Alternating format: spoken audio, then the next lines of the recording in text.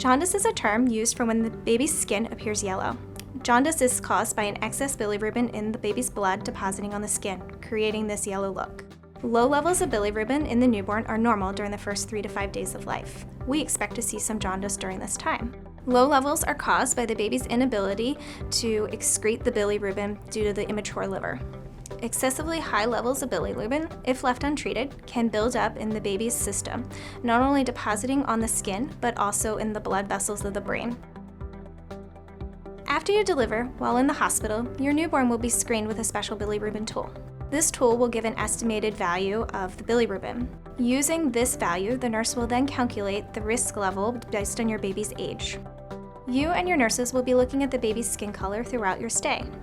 If the yellowing is progressing to the baby's chest, while you're at home, you will need to give your pediatrician a call.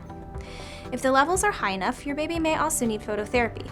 This is a special blue light that will help break down the bilirubin for the baby, helping him clear it. Sometimes these babies may also need supplementation with formula to help ensure that they stay hydrated during this process. There are certain babies who can be more at risk for having high levels of bilirubin. They include those who are born prematurely, those who have had a different blood type than their mother, or those who have been feeding poorly, the babies who have had bruising during the delivery process, or any baby who has had a prior sibling that has needed phototherapy.